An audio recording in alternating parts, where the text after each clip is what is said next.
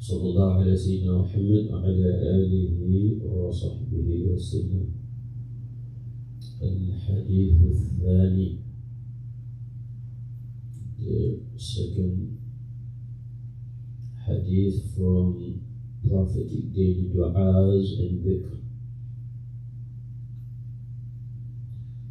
السور الثلاثة التي كان رسول الله صلى الله عليه وسلم يقرأها قبل النوم.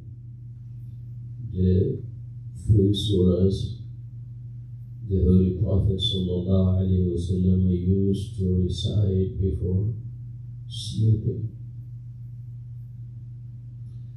عن عائشة رضي الله تبارك وتعالى عنها أن النبي صلى الله عليه وسلم كان إذا أوى إلى فراشه كل ليلة جمع كفيه ثم نفث فيهما فقرأ فيهما قل هو الله أحد وقل أعوذ برب الفلق وقل أعوذ برب الناس ثم يمسح بهما ما استطاع من جسده يبدأ بهما على رأسه ووجهه وما أقبل من جسده يفعل ذلك 3 مرات. رواه البخاري وغيره.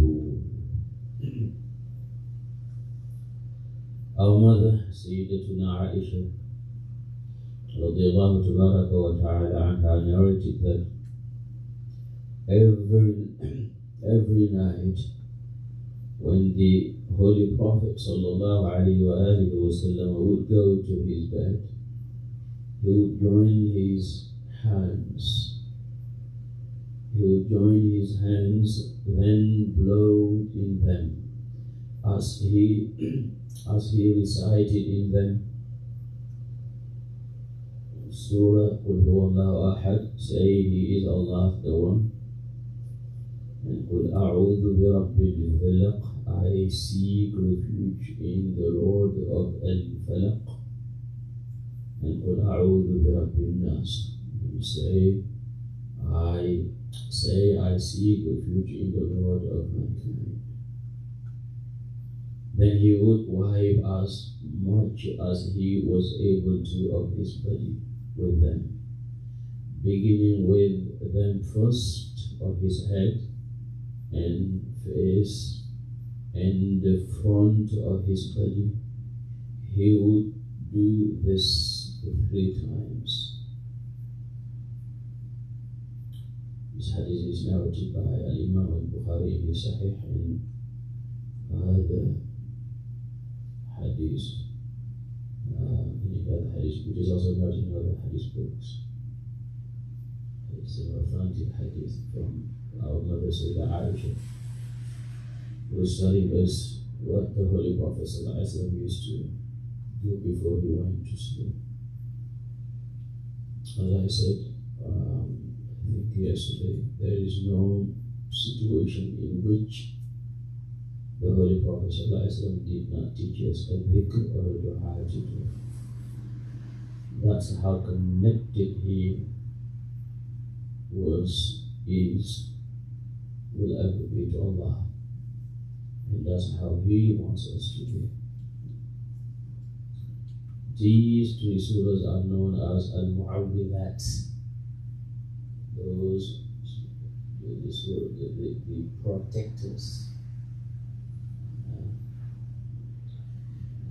You recite Surah Al-Ikhlas, you are protected from shirk. And when you recite Surah Al-Falaq and Surah Al-Nas, you are protected from all the creatures of Allah subhanahu wa ta'ala, the evil of all the creatures, especially the evil of mankind and jinkind, because their evils are manifested more than any other evils, So Allah Ta'ala, after saying, قُلْ أَعُوذُ بِرَبِّ الْفَلَقِ مِنْ شَرِّ مَا خَلَقَ, that's enough. Everything He created is in there.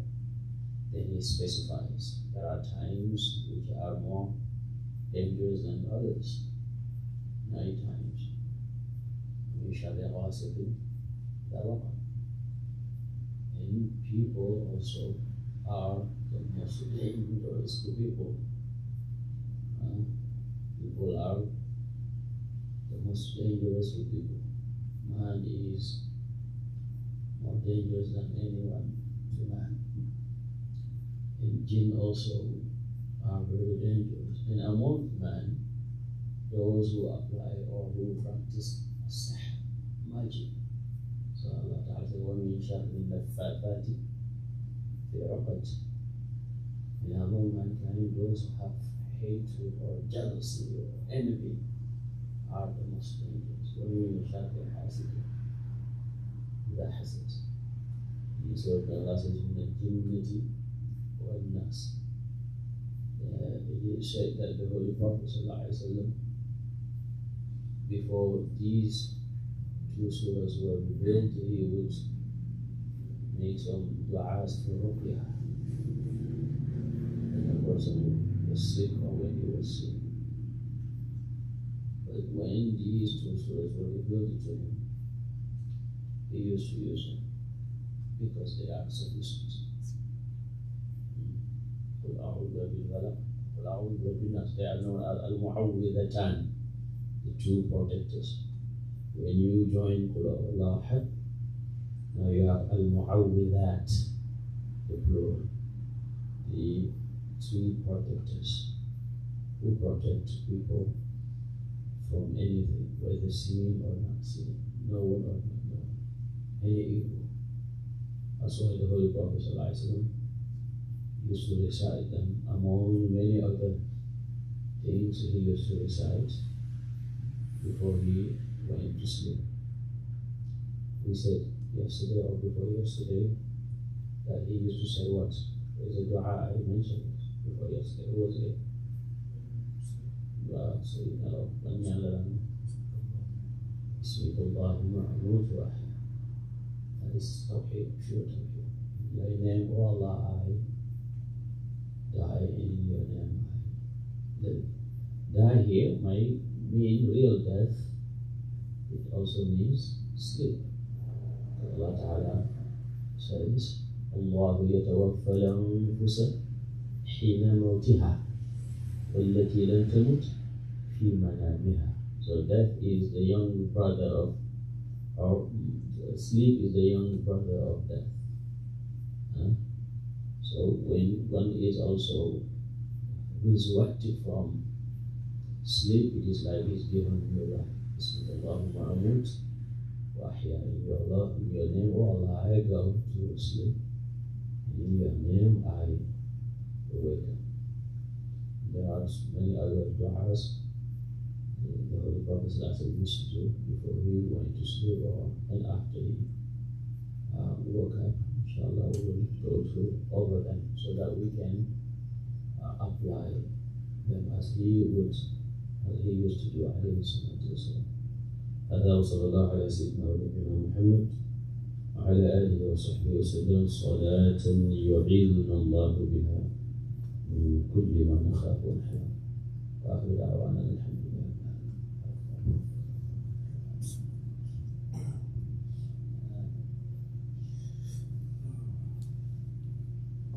Everything is good?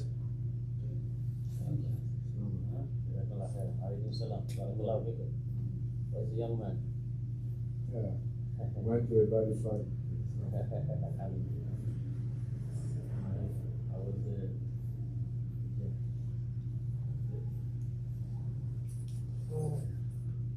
I have a small question. Yes, small? Small, very good. Question. So you mentioned. I have a question. There's nothing small in it. Not married in one talking. Small matters. Small matter. There's nothing in this place. Get happy. You mentioned that other people's jealousy can harm us. mentioned that that's dangerous. How do we know that, and we cannot control that, what other people do to us, we cannot control it, but how do we know that we are jealous in someone else and we are harming someone else? And is there a way we can stop that so we don't hurt anybody else? We can control ourselves, right? So how do we know that we are jealous in somebody else's? I mean, people have people are created of four elements: the animalistic elements, that's why we have desire, what is the word animosity; the angelic elements, that's why we love Allah and we pray, because that's who they are. They cannot do anything but Allah. And we also have the Satan element. That's part of it, jealousy. And these elements. We also have what we call the element of predators, lions. So we get angry, we want to fight. So we have all that. Sinners, the created with that.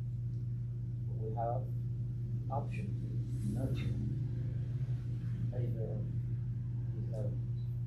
And the more we nurture, the more we become. You say, oh, this guy is very bad. I mean, he's a bad person. He has some goodness in him. There are some people who only know goodness about him. Maybe people whom we love, he shows kindness to them, because we love them. But the character that manifests in him most is the ugly character, the badness. That's why people describe him as a bad person. So we all have the ability to be who we want to be. You know, provided that we do our best and make dua that Allah Ta'ala helps. You do what you can do and let Allah do for you what you cannot. So that's why we have this natural, maybe perhaps energy that we can take off, that we can kill, that we can let go. For example, you have two types of jealousy. There are people who are jealous of having people above them. They don't want anybody to be above them. They always want to be on top. There are people who don't want people to have something, but they don't want them to reach them, for example, or above them. That's the first category. The second category is those who don't want anybody to have anything. You know, I just want him to lose this, even if I don't need it or if I don't want it. They don't want good for anything. This is the worst. That's the shaitan. So Shaitan didn't want Adam to have anything. That's why he said to Allah, I am better than nothing. Because you created me from this and you created me from. That's the mystery of jealousy and arrogance. So, how we cure that? Number one is to make dua. That Allah Ta'ala protects us from evil characters, as the Prophet said. Even though he didn't have any of them, he was doing those dua to take us. Number two is to fight it. Well, how do we fight it? If I know that so and so has so and so, and I don't want him to have it, I force myself. I pick up the phone and I call him. Congratulate you. I'm so happy for you. And I do the contrary of what my desire, myself is telling me. So, all the time, for example, I know that I don't want to give. I force myself to give until I have the love of giving. You know? So, this is one of the ways we can fight. Instead of letting that develop in you, not only you make dua, not only that you make dua for you person, But make dua for that person. Have to, develop the habit of wishing them good, making dua for them. People are talking about them. You feel angry. Why they talk about him? Talk of goodness. Talk about him of goodness that you know. Force yourself and make dua. That's how you can change. That's what I've just said. If you read the book Kimia of Sa'ada, the alchemy of happiness by Imam Ghazali, it's going to help a lot. It's translated into English. Kimia of Sa'ada, the alchemy of happiness. How to make yourself happy. He said, you will not be happy until you identify who you are. There's a saying that is even in the hadith, in that book, he mentions it as a hadith, but actually it's not a hadith. It's a saying of Imam al-Razi. But the meaning is in the Quran. Allah Ta'ala tells us in Surah Fussilat, سنريهم آياتنا بالآفاق وفي أنفسهم حتى يتبين لهم أنه الحق. And that is the actual meaning of that saying, which is considered as a hadith by many. من عرف نفسه فقد عرف ربه. Whoever knows himself knows his Lord. Meaning, you cannot know anything else other than you if you do not know you. But how you know you, is to try to identify yourself. These are the elements with which Allah created you. Now you will identify each of those elements, and you know if they are beneficial for you or not, if they're harmful to you or not. For example, the animalistic desire, it benefits you if you control it. Because if you don't have the desire to eat, you're not going to eat. If you don't eat, you don't have strength even to worship. If you don't have the anger, you are not going to do anything in your household. You will let kids destroy everything, and you don't feel any anger, so you're not going to correct them. But you have to have a limited and controlled anger. So the anger and the desire, they are two soldiers of the king, and you are the king. And you are the king. You, not you, the apparent you, but you, the spiritual you, the ruh of the qalb, the heart. The heart, not the heart that is just flesh, but the spiritual heart. The spiritual heart. That is the one whom Allah talks to, the one who listens, who receives the message of Allah. That heart has the intellect under it, and the intellect controls the anger and the desire. If you know that, and you know that your true you is your spiritual you, that's what makes you identical to the angels, and you develop that, you will come to get rid of the control of the desire, the control of the anger, of the control of these evil characters, until you come to know how connected you are to Allah. That's that when you come to know that you are really a spiritual being, because you were before this body, and when you were before this body, you were doing what the angels are doing. As Mouhamd, one of our scholars, says, "Ya أيها الروح هل ترضى مجاورة على الدوام لهذا الود بالكبير ألست كنت."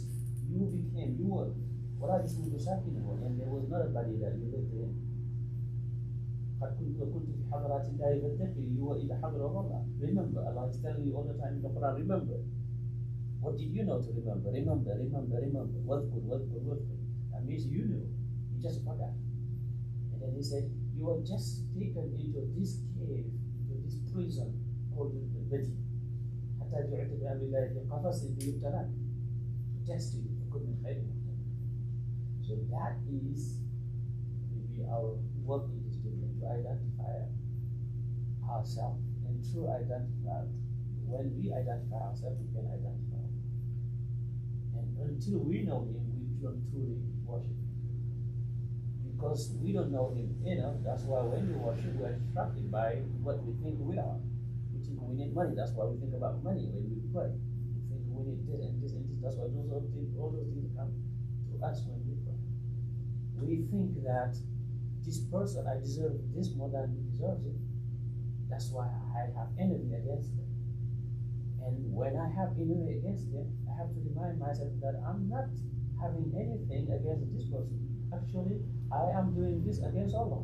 I'm saying to Allah directly or indirectly that you was wrong. You were wrong, that you gave so and so, and I deserve it better. That itself is not is kufr. So the person who's enemy, who has enemy, he's talking. He's dealing with Allah. He's not dealing with the brother he thinks is dead. With all of that, what can help oneself get rid of envy and any other evil character? I hope I answered a little bit. That's small. Jealousy, Small question. jealousy is not hurting or harming other people. It's hurting If- you before it hurts If you are them. not, yeah, They say that the most fair, it's evil eye that's hurting other people. they say the most fair sin and the most just sin is the sin of jealousy. Because it destroys the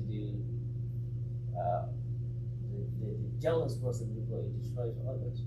But because of jealousy has to do with evil tongue and evil eye, that's why it can harm others. But it doesn't harm unless Allah lets happen. For you to protect it, you say,